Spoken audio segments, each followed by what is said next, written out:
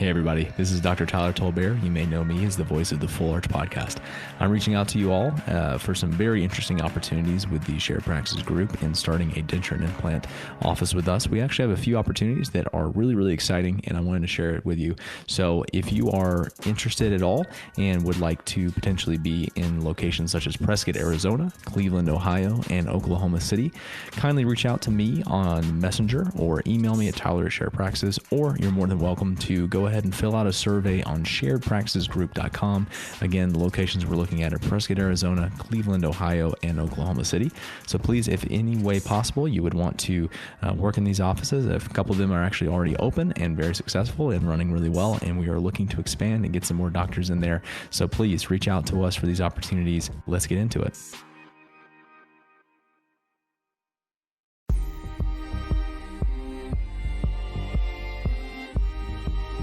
Welcome to the Full Arch podcast. Obviously, this is not the voice of Tyler that you have all come to listen to, but this is Evan Pivetz. So for those faithful listeners that I know are here just to listen to Tyler, this might not be the episode for you, but for everyone else, I got a great episode here with the guys from Colorado Surgical Institute. How are you guys doing?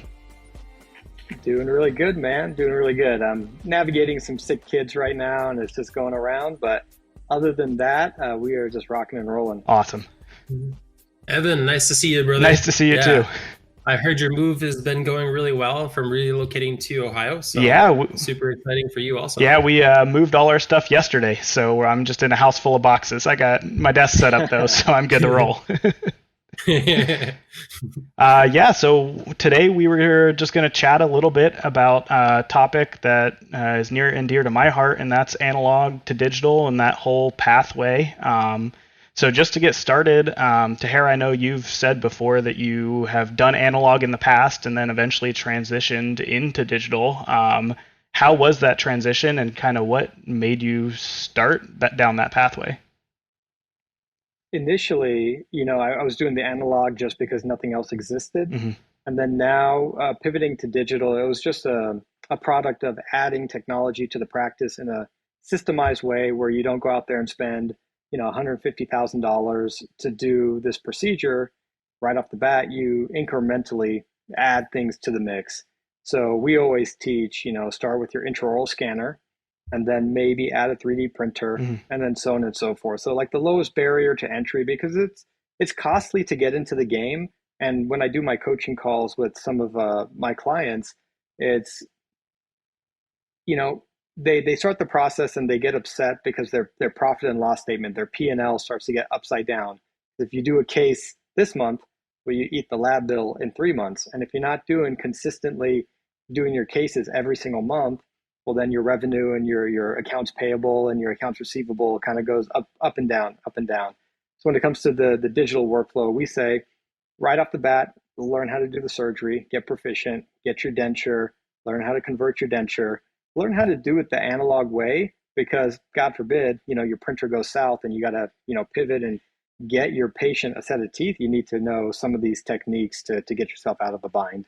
For sure. And so you said kind of starting with that intraoral scanner is first step of the way, and for a lot of these practices that are doing it, they're also general practices, so I can see how that, of all the digital things you can dive into, is the one thing that you can kind of use across multiple avenues, which is nice. Yeah, like intraoral scanner wise, it needs to be a good scanner, right, for full arch. Yeah. And a good scanner qualifies as a Medit or a Trios, right? There's a lot of other brands out there that are pretty insufficient, I'd say, especially even iTero. Mm-hmm.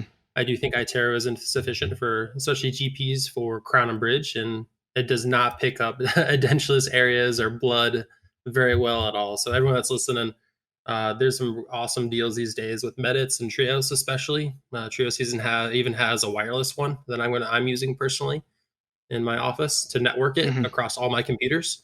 So I'm not even going to have a rolling cart. Yeah, I'm just going to plug it into the wall. Oh, that's awesome. You're not rolling it around from op top. Yep. And I think the tendency is when I've talked to people, or just people who are looking to go into digital, it's kind of this mindset of you kind of go in all at once. And I think that's important for everyone to kind of hear, is that you don't have to immediately go all in and dive into the weeds, as you can kind of incrementally do it in ways that help your practice in other ways. So I know there's some newer things on the market, like I've seen recently, like the OptiSplint, which kind of seems like a halfway point. Do you guys have any experience with that, kind of bridging that gap for people who might not be ready to go full in? So, gosh, and so recently, give everyone background. Like we used to be using iCam, Mm-hmm. and then I'm open my own practice now. So I had this little break. And between that, I started to do some analog conversions. And I've seen a couple of other complications that have come up from myself and some of my friends that I forgot about. I forgot about when doing it the analog way or using an OptiSplint, right? Some of these still analog ways, Mm-hmm. it's still way more difficult. It is. It is so much harder than just taking this computer and scanning the implant positions, right? Now you're more subject to tissue compression, because what if you did your smart denture conversion, or your lab did the smart denture conversion and they applied too much compression onto the tissue, and now your arch is open, right? All these little things that I forgot about along the way, right? And being spoiled to have like an iCam in the building. So from going from analog to digital to analog, and now I'm going to go fully digital again. Yeah. I found myself very, very frustrated and wanting to just pick up a cup of coffee and watch people struggle through it rather than want to really do it myself. So coming from that point of view and kind of going away and coming back to it now again, I really encourage everyone you have to do it specifically in the correct steps. And the way that I recommend it is scanner. After you do a scanner and you do enough arches, you have to print it, right? And at that point, you can decide, who's doing the conversion. If you're doing the conversion, who else is doing the conversion, whatever. But after that, if you're thinking, after that, you need to get some way of reliably getting the implant position. So I 100% believe that even with an OptiSplint, grammetry, all those other intraoral scanning ways, it still is more difficult. You get about a 90% success rate on these. Mm-hmm. They're more for four implants. They're not as really meant for 6 implants. It still takes time because the implant position is just not as foolproof. There's nothing quicker than just scanning the implant position with photogrammetry. Doing OptiSplint, you still have to scan the OptiSplint. You have to either scan it with an intraoral scanner or you have to use a desktop scanner.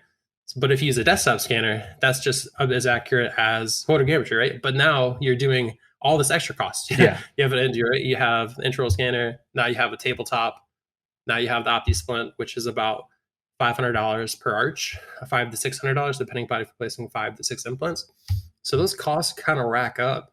So if you're doing even 2 arches a month, I would severely say that it's not worth the headache to not get in the fully digital program. Yeah, And the thing is, there's iCams around there, and your friends in the area. And so a couple of offices in our area, they'll just call me and say, "Hey, I'm doing an arch on this day." And if I'm not doing an arch that day, I'll send my ladies out with my iCam to their office and just scan for them, because that in itself is helping take a lot of the steps out of the way. So you don't necessarily need to buy it if you have a friend who is willing to help you out, and obviously you got to pay them for it. But it still saves you I wouldn't say hundreds of thousands of dollars, but maybe over your career, but it'll save you at least thousands of dollars in the immediate. Yeah. Yeah. But I mean, I guess if you're going from analog to, let's say, OptiSplint, man, that could be like the coolest thing since sliced bread, right? It's still an improvement. Yeah. But that's me doing comparing OptiSplint to like an iCam or PIC or micron mapper type of workflow, right? Yeah, once you've had a taste of the good life, you know what you're missing. But for the doc going from analog, it probably seems pretty cool, for sure. Yeah, like filet mignon to strip steak. Yeah. I don't know. Yeah, or like box wine to like a regular wine. Yeah. There's definitely like upgrades in it. But let's go back to like the way we were doing it back in the day, right? Mm-hmm. So let's say the patient has a denture and they come in.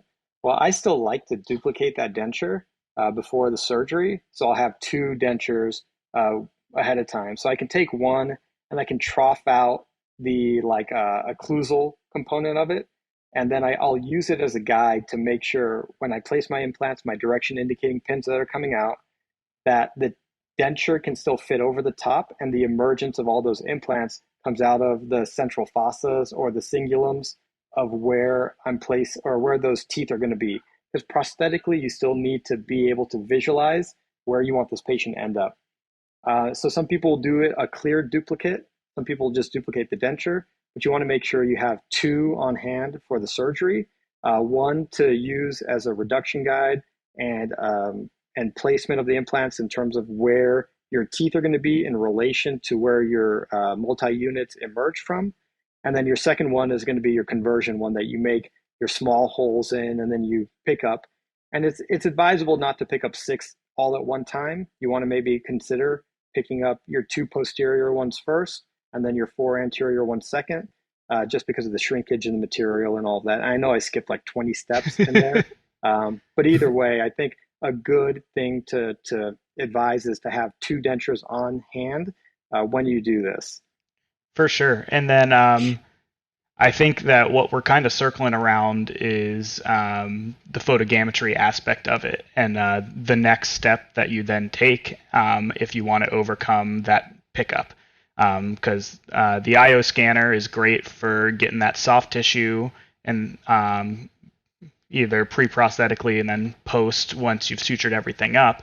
But you still need to get those locations of the implants, which intraoral scanner just isn't accurate enough to do. So can you kind of talk a little bit about that, why we can't use the intraoral scanner, and then what photogrammetry actually is for the people who haven't used it or haven't heard about it? Yep. Yeah. So with intraoral scanning, it takes pictures, right? It takes pictures and pictures and pictures.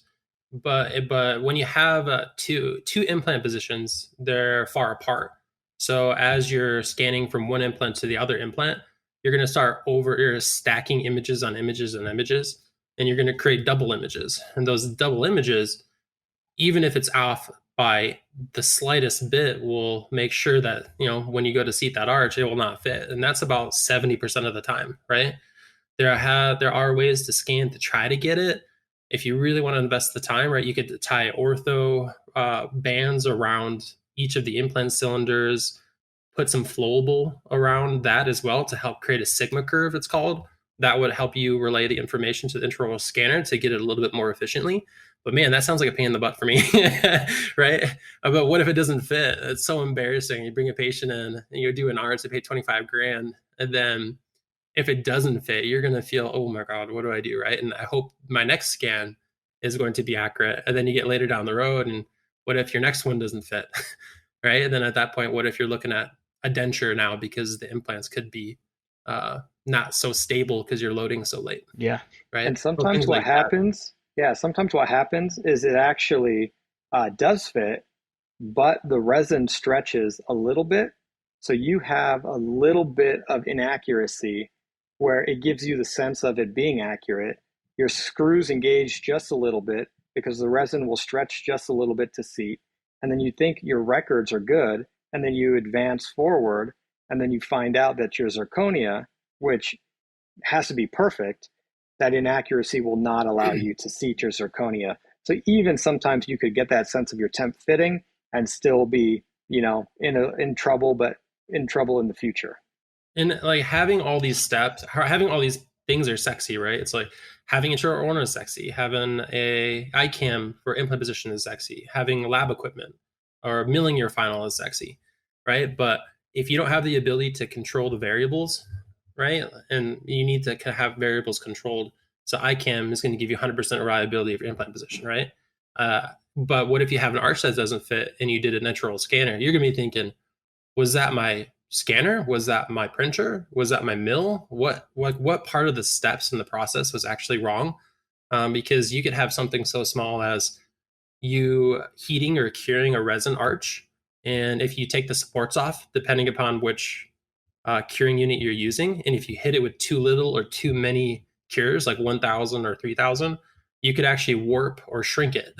So you're like, oh my God, like what step was it? Did my employee mess this up? Did I mess this up? So for me, I think part of the full arch game when you are doing things on a very high level is just to have predictability And as dentists, we like predictability. Mm-hmm. For sure. And then, I mean, the more things you add in, the more steps you create to do something wrong. I mean, I have hit the wrong cycle on the curing light and wondered why my arch didn't fit when the previous one that I printed from the same exact STL fit perfectly.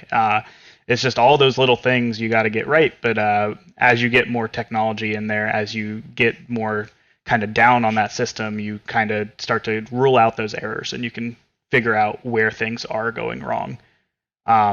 So with the photogrammetry unit, so pretty much what we're doing is we're getting that position of the implants that the IO scanner can't get accurately.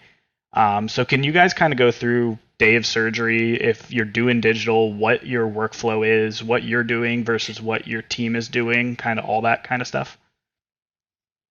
Yeah. Here's the thing, take this next statement with a grain of salt in terms of it takes time to train your team to get to this point, and don't expect to buy all this stuff and then get to this next part of my For story, sure, yeah. right? So essentially, we did an arch yesterday, and I placed the implants, placed the multis, I torque everything, I just make sure it's all good to go. And for me, Neodent says to torque them to 20. I torque them to 25 as long as the stability on my implants is above that. And they typically are, because you go into the surgery knowing what you're getting into. And then we'll place the cylinders. We'll take our soft tissue impression. Then we'll take the cylinders off. We'll put the iCam dice on. We'll get our records with the iCam. And then at this point, this is all assistant driven. I place the implants, I suture the case, and I'm out of the room. And then I'm going off and I'm doing consults and hygiene checks or whatever, right? Hopefully not a crown, but sometimes that's the reality of it, because I am a general dentist. I do everything. But my team is doing the impressions, and my team is doing the photogrammetry scans, and my team is then taking the impression of those cylinders and scanning it with the MEDIT. So we're digitizing the impression of the soft tissue versus scanning the soft tissue with heme present. So what I found is it's a quick 3-minute impression, and then they can scan it outside of the operatory. They can even scan it after I dismiss the patient, versus them waiting and scanning and with heme and all that and taking 20 minutes to scan an arch. Now I know the Trios is better. I have Medits. The Trios is better with heme present. But regardless, that's kind of my workflow of what's happening. And then I go in, I'll, re-anesthetize the patient, they'll wake them up, and then, take the TADs out of the palate, and the patient's gone. And they come back the next day to get the arch delivered. You absolutely can deliver that same day if you want, but then it has to go to the designer. The designer has to do their thing and send it back to you. You got to print it. You got to do all the curing and finishing and all of that, and then deliver it the same day. And for me, every once in a while, the printer is going to misfire, and then I got to hold the patient there for another print. And it's just not worth it. I'm at capacity in my office. I don't have extra chairs to just let someone sit. So I send the patient home. They come back the next morning. We've established everything is good to go. We'll double print the arch, so we have 2 sitting there just in case. And that way we're just kind of building in extra redundancies into our protocols, because the cost of resin is negligible when you're printing both at the same time. For sure. And then you got one standby in case you ever need it down the road in that healing phase. So do you ever find with post-operative pain or anything like that, with the next day delivery, you're having trouble either with like tissue inflammation or the patient just being pretty uncomfortable in there the next morning? So our protocol is to have them take some of their Norco before they come in. We require they have a driver the second day as well. So they get pain meds on board, and then we'll seat it. Typically, no, I'm not having any issues with it, because if you don't trim the tissue on your surgical date and you have a superfluous amount of tissue kind of bunching up around your multi-units, then yeah, you're going to be compressing tissue and searching and causing issues. But if before you suture, you trim all the excess tissue, and I'm trimming like palatal tissue, and in the mandible, I'm not trimming away keratinized gingiva. I'm preserving as much keratinized gingiva as possible.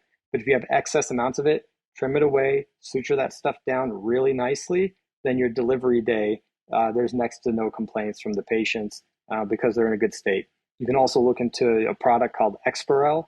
which is an anesthetic that keeps the patient numb for like 48 hours.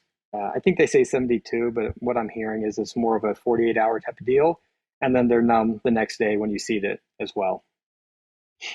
For sure. And then are you feeling like the digital side of it is saving you time in the overall procedure? Is it more saving you just doctor time in that operatory where you can then pass off some of that to the assistants? Yeah, the most important or the most profitable time, I'm going to reel it back and say important. It is not the most important time, but the most profitable person in the practice is the doctor. And so if you can be off doing consultations and securing the next case, doing production, managing your practice and helping your team get all the other nuances of business ownership type of stuff taken care of, and a highly trained dental assistant can be doing the delivery of the arch, the occlusal adjustments, and you go in there and you just check the occlusion to make sure everything is good, you can be very, very profitable with it. So I think what the technology is allowing us to do is to amplify the amount of things that I can do with my license and my hands and my knowledge versus the dental assistant where they're limited by certain laws and certain barriers to knowledge and experience where they can't do the things that I can do. And then do you feel in kind of that stage between sending the patient home, finishing up, and then designing, are you kind of going back and forth with that designer pretty regularly, or is it kind of you've dialed it in at this point where what they send you is kind of good to go, you just print it right away? That's a good question. In the beginning, I would go back and forth a lot until you find a designer that you're really comfortable with. You want to go back and forth a lot, making sure that you guys are dialing in what you want. It's like designing a veneer case. Some people like pointy canines, right? Other people like the occlusion in the front and no occlusion on the molars, so then the condyle can seat. So once you dial in your specifications on how you want your designer to design for you, then at that point, I don't even look at this stuff anymore. He's dialed in, but in the beginning, yeah, I was going back and forth, back and forth, back and forth until me and him were in a good rhythm. And finding a designer is hard. I mean, me and Briskie searched all over, and we've worked with a lot of designers, and we're very, very happy with the team we have now. And I'll give him the shout out. We use Andrew and his whole team from Row. Briskie shaking his head. Yeah, you just blew your spot up, man. I know, dude. I know. But here's the thing. It's like, for the listeners of the podcast, I think what's important is that we share what works for us. Because when we got into this game, me and Briskie were like, what screw do we use? And we went through like 7 different screw types to figure out what would engage properly, what designer to use. Man, like it was so stressful getting back shit designs and then having to like fix it yourself. So again, everyone listening, do not tell anyone where to find your designer, but we'll give them a shout out and hopefully you guys don't blow them up too much. I'm usually of the abundance mindset for 99% of things. I know. One of the things is hard is, like a good designer it's very hard to find a good designer that agrees with you, because you'll have some designers that go through and they'll just say, hey doc, like I don't like your suturing, or I don't like this, or I don't like that, right? But you have to find one that adopts to your principles, right? Like we both like a next day delivery, because we could get a patient in and out, get an entire arch done, and the patient's out in 2.5 hours. Like they're out of the building, right? Then they come back and all the work is done until the time they come back the next day. But we have our suturing down perfectly, right? Like we know how to suture correctly, so there's limited swelling. We know how to bring a patient in, and you can even get a little bit of peroxide, dip it in some gauze, just gently compress the tissue, and the patient doesn't even really move. Then you screw the prosthetic on. But the designer already knows how much wiggle room to give you in terms of the tissue, because they know that Dr. Dhoon or Dr. Briskie, they're very accurate. They do the same thing over and over and over and over. And this is where I can expect the tissue to be, right? It's like just such a streamlined workflow. But anytime you deviate with that, and even with a designer, they're going to give you some weird stuff back, right? Or some ridge labs, or they're going to think the implant might be, for example, they might not have the education to know that the implant was placed deeper or shallower, or right where the multi-unit position really is.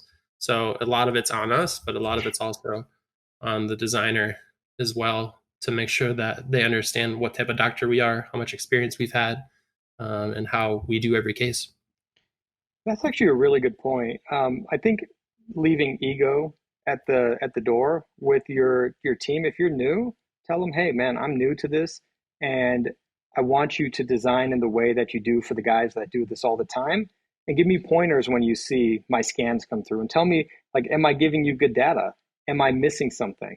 How did someone else do it that made your job easier?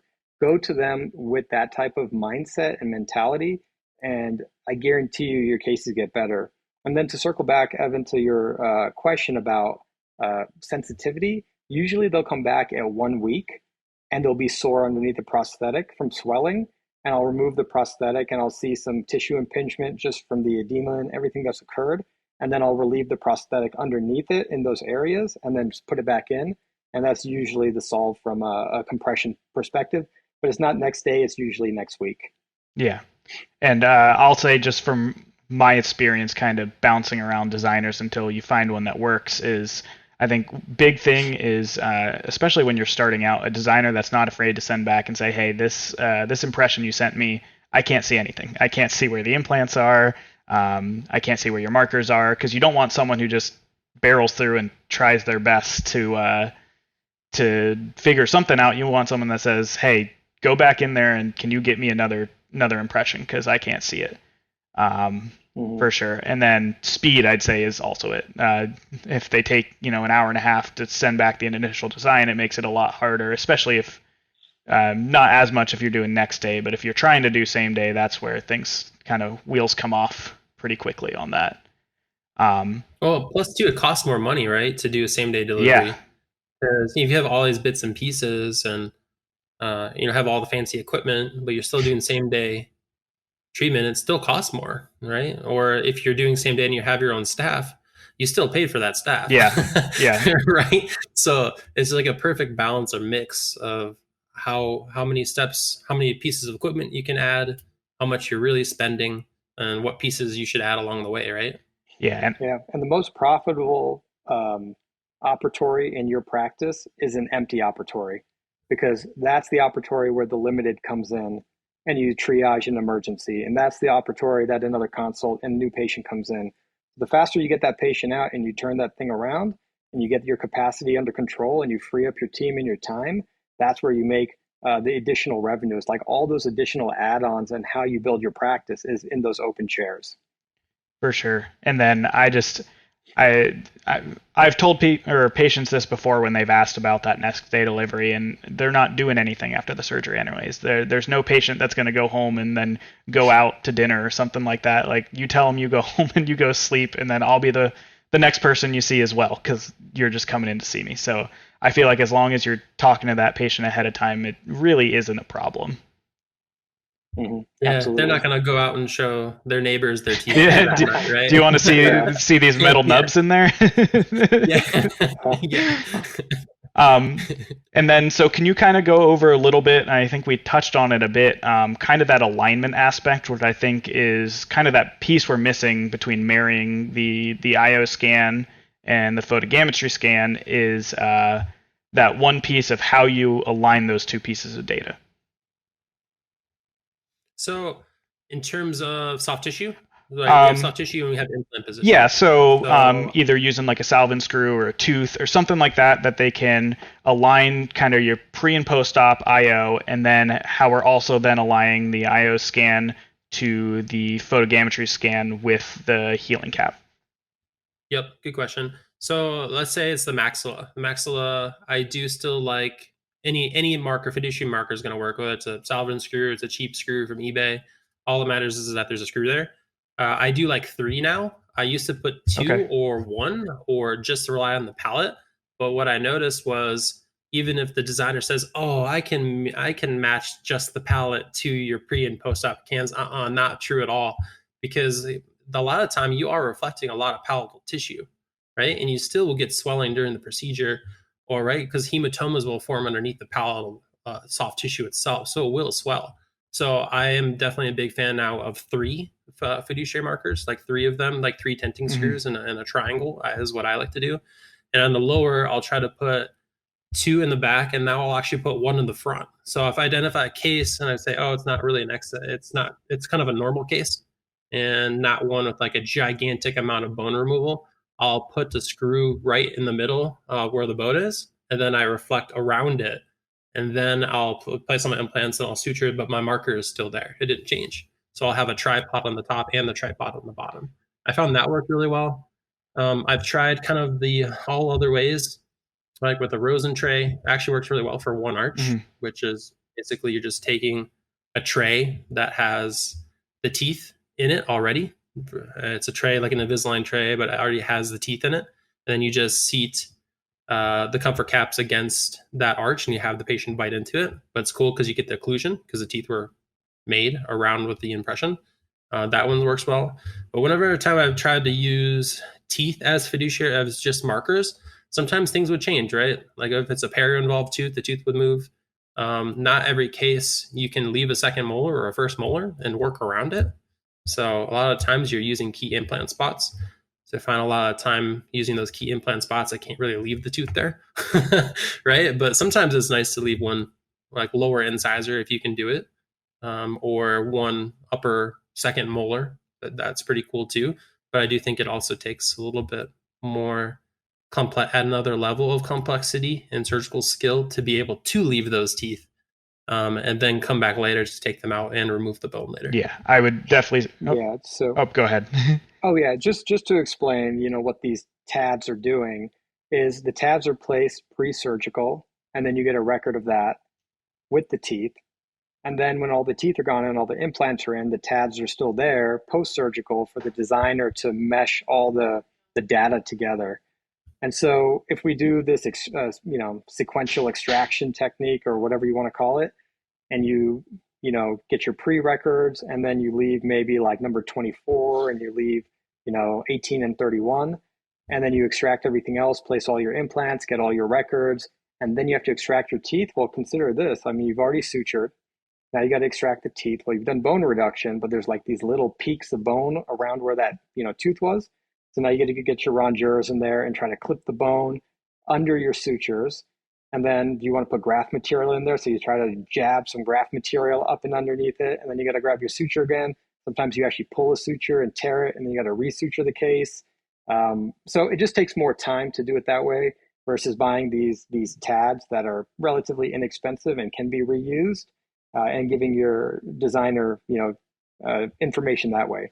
Because then your team has to get all the data. You go leave, but now you got to come back. So if you go leave, it's good to just leave and not have to come back into the room. For sure. And then Dan, just for my curiosity, because I've thought about, especially on the lower, for everyone listening, that's going to be the hardest one to get those tabs in place, to get things not to knock them out of place while you're doing your surgery. So when you're doing that lower one kind of far down almost to the chin, and you're popping the tissue over, are you just popping the tissue back on over top of it when you're suturing? Oh yeah, I never actually relieve the tissue from around the screw itself. Oh, okay. You're kind of leaving that. The screw about 10 millimeters down from like where the existing free gingival margin is, I'd say. Perfect. Kind of screwed in right there, just right through the tissue. And then I just suture around it, or I just put the tissue back later down the road. Because you have to think about it. Most cases have how much bone reduction? Like 4 millimeters, maybe. Average 4 millimeters of bone reduction, I'd say. So in majority of your cases, that anterior screw is going to be perfect. Awesome. Definitely, I think for everyone listening that gets into this, those posterior screws tend to come loose when you're trying to get everything in place. So having that third one seems like it would be super helpful. Right, because that screw length is 7 millimeters, right? And most of these are deficient ridges. You're going to have to place it on the retromolar pad area just to get it in. And you're worried about, what if I'm just in tissue? What if I'm too deep in the bone? I'm in the nerve right now, right?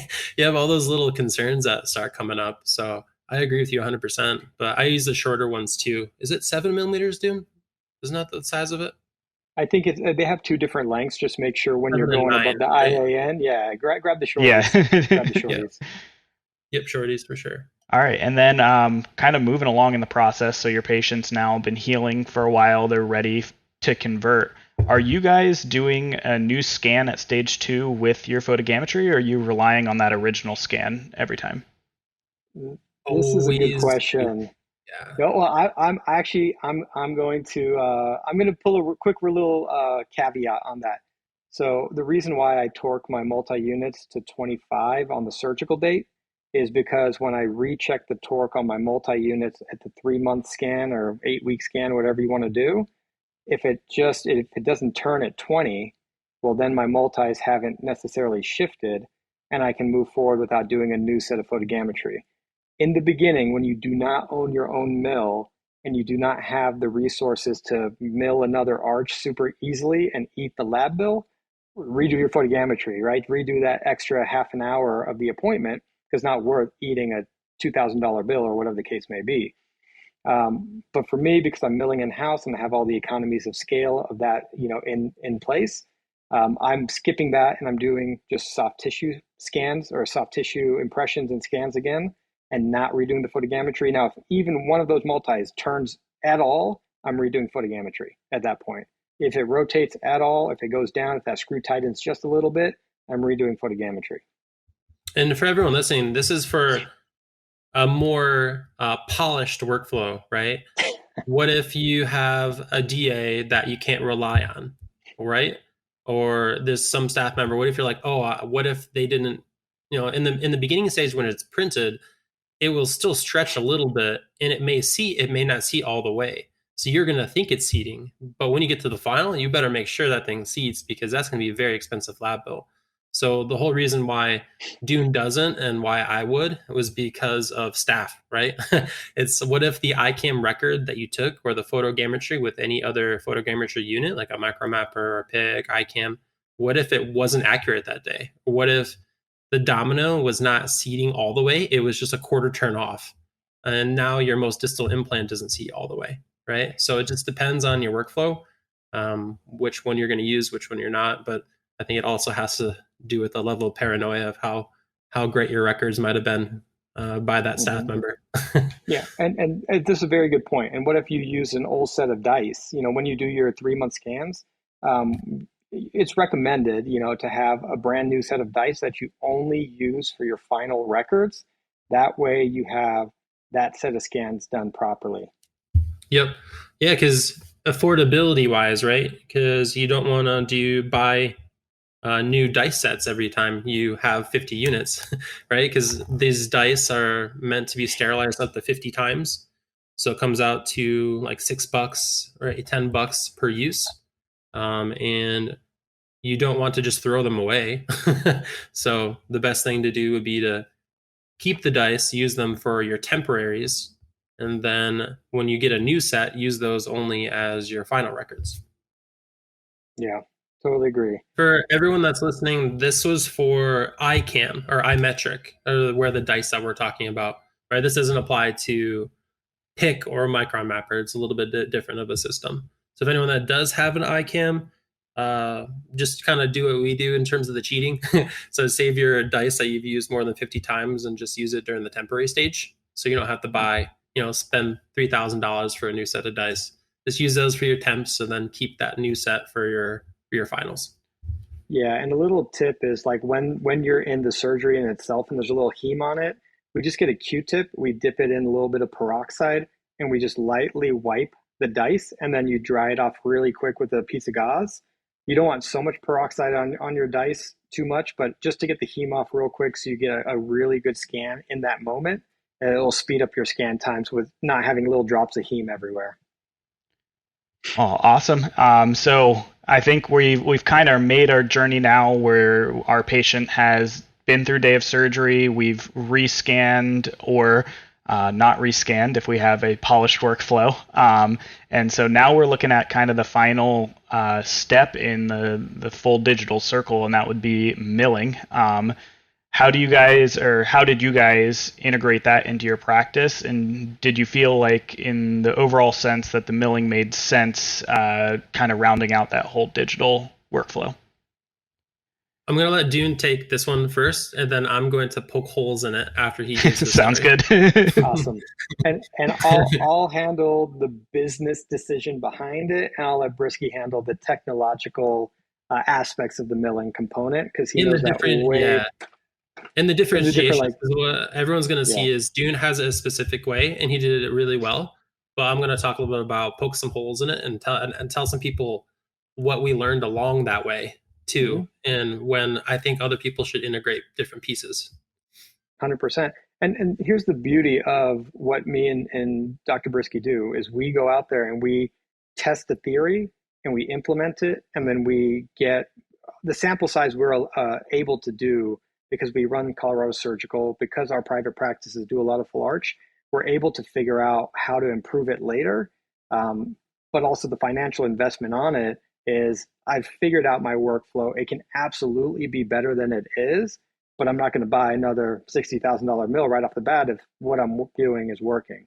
So initially, you got to look at two things. Number one, you want to save enough money in your account that year, so something called your tax basis is high enough to offset the expense from the equipment. And so essentially, every equipment rep is going to come to you and say, hey, if you buy this, you're going to pay this much less in taxes. Well, it's not true if your tax basis is not high enough to offset the cost of the equipment. So for round numbers, I'm just going to use $50,000. My tax basis is at $25,000. I buy $50,000 of equipment. I can only write off $25,000. Now, keep in mind, I'm not a CPA. Double check this with your person.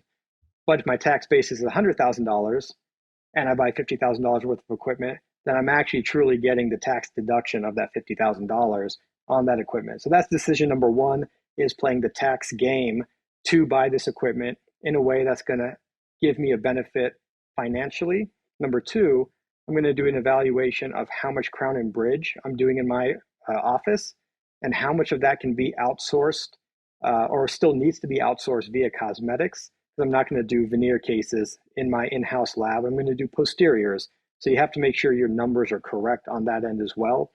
And then I'm going to say, okay, does my crown and bridge justify this? Because I'm not going to buy milling to do crown and bridge because traditional labs are so cheap these days.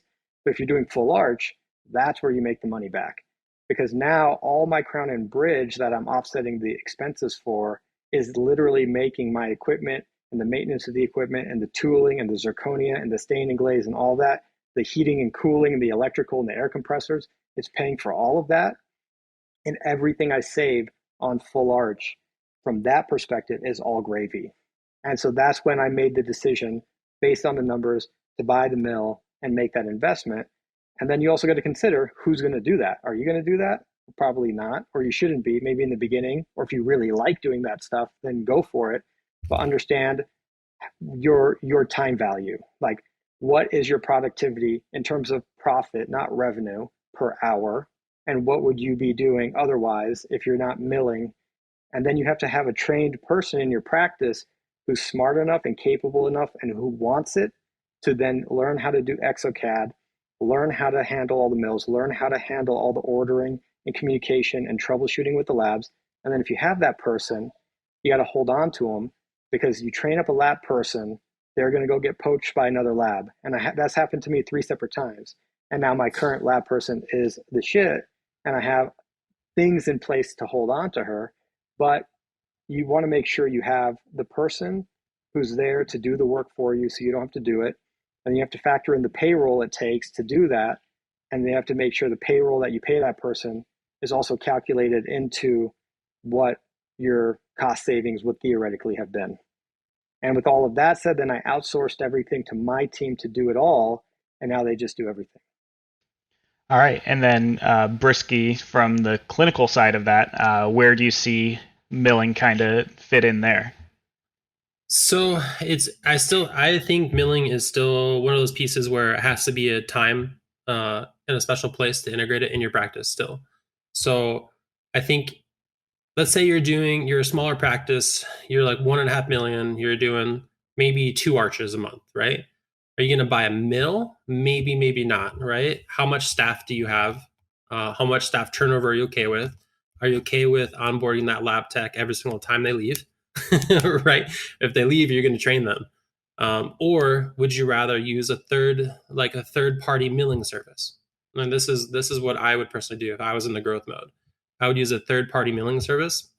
I would get the arch milled for cheap. You can usually get an arch milled, unstained and unmio with no ceramic stain for about $1,500 or less.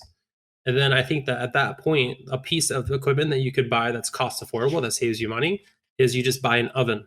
So if you buy an oven, you can actually do the Mio work yourself, or a staff member can. I can even do a Mio entire arch in 15 minutes, and it looks better than most labs are. And that saves you a lot of money just doing that Mio work yourself.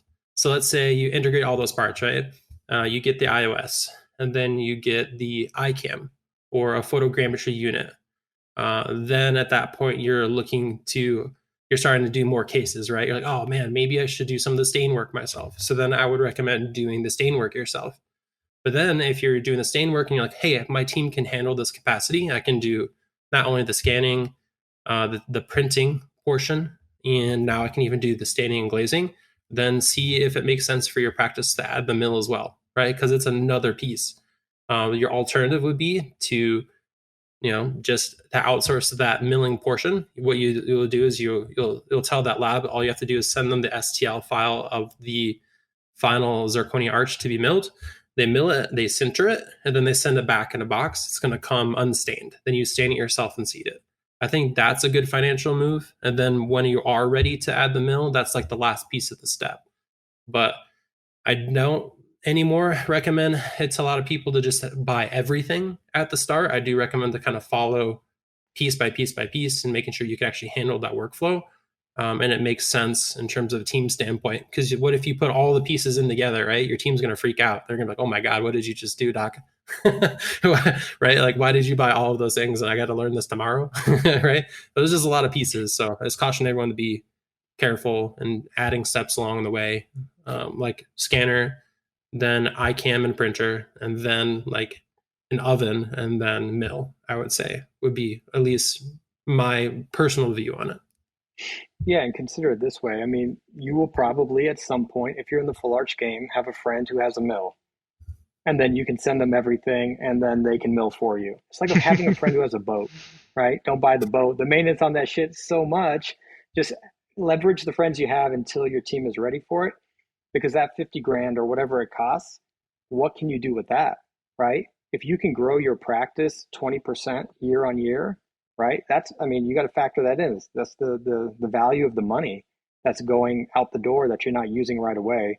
So Briskie's approach is spot on, and I would actually recommend his approach to anyone. Now that I'm hearing it, I'm like, I wish I did it that way too. And I think one thing that I think of about when we're talking about moving to milling is just the speed at which technology is coming out with full arch and everything in it. Is even now you're hearing rumblings about, oh, this company is trying to make printable zirconia, this or that. And do you guys see things going in that direction where the subtractive milling might fall to the wayside and in its place will be printing additive material instead? And this question always reminds me of first going to dental school, and you get to dental school and they say, hey, this dental lab or this lab is now trying to make enamel on a tabletop surface. And like, what? They're going to regrow enamel? I'm like, holy crap, I'm going to be out of a job. So this always reminds me of that. I used to work in a lab, like right next to one that would do the enamel stuff back in Ann Arbor. I used to work in a lab for like 4 years. And man, this reminds me of that for some reason. I don't know why. But in terms of your actual question, I think it will eventually come, but will it ever be affordable or practical? Who knows, right? That's going to be some expensive stuff to get up and running. But you are spot on with it. Even I saw a news article yesterday where United States now actually will have lasers capable of like blowing up any nuclear weapons that get thrown at the country. So it's like pretty crazy, just the level of, so of course I think the printing is going to get there, but my concern is just the cost to the patient later down the road. It's going to be so insane. So I think affordability wise, I think we'll eventually get there, right? Yeah, I would say unless you're teaching this stuff, do not go and buy everything all at once. Let the people who are teaching this spend all their money in figuring out what works and what doesn't. It's kind of true. It's like you're burning stacks of $100 bills to figure out what works and what doesn't. Listen to podcasts like this, leverage the knowledge of the collective group. And what's really cool about the Full Arch ecosystem and the people in it is most of them are really happy to share their knowledge and to point people in the right direction because they've had to pave the way and learn through all the trials and tribulations. And so leverage their knowledge and incrementally add things to the practice because at the end of the day, it's still a business. You got to run it like a business because if the business is not healthy, then you can't provide anything later down the road. And, it's a really cool thing to do.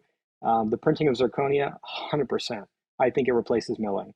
When that time comes, I'm going to have way more gray hair in my beard. I just don't know when it's coming. And I'm going to softball you guys here, but I agree letting people who teach kind of try this. And if I was a doc who was listening to all this, I've now heard how you can round out this whole process in digital. And I want to go one place and I want to learn all of this stuff about digital. Where would I go to learn kind of the steps of Full Arch Digital? Man, oh man, that's a tough one. That's a tough one. Yeah. So here's the thing: a lot of good places to go. Self-servingly, though, what me and Briskie have created is really phenomenal. And I say that hopefully with some humility, but like the courses and things we've put together and how we've integrated all the steps and how we've put it together from a perspective of you are running a business and you are someone who has a family. And we need the cost savings to be there for you. We need to provide you the hours in your day to have the life you want to live. And then to do all this really cool stuff surgically and in the digital world. Just look up coloradosurgicalinstitute.com. Go on there, contact us. We have several courses remaining this year. I think for the Full Arch perspective, we have a few more spots in our September course. Our IV sedation course is rolling out really soon too, and that's going to fill up quick. I'm pumped about the IV sedation course also. And we got a few more spots in our June course because we found a couple more operatories. So we'll have a few more spots in our June course for single implants and wisdom teeth as well. So either way, I mean, anything that has to do with surgery, photogrammetry, digital workflow, that whole thing, and the profitability of it and how to run a proper business, we're incorporating into Colorado Surgical. Yeah, we're pretty practical people. We're not going to sit there and quote a Mish textbook at you guys. we're just true believers in like the meat and potatoes stuff. So we're going to give you the tools that we actually think are important. We're not going to waste your time with the fluff. So that's just kind of our motto. Yeah. Well, fantastic. And as someone who's taken Colorado Surgical Institute, I can say it definitely started me off well on the digital path. So for anyone looking to go and try to tie all of these different pieces together in one place, I'd say it's a fantastic place for you to go. So I just want to thank both of you for being here. It's been a fantastic podcast, and we'll see you again soon, okay? Yeah, thank you, man. Nice talking to you.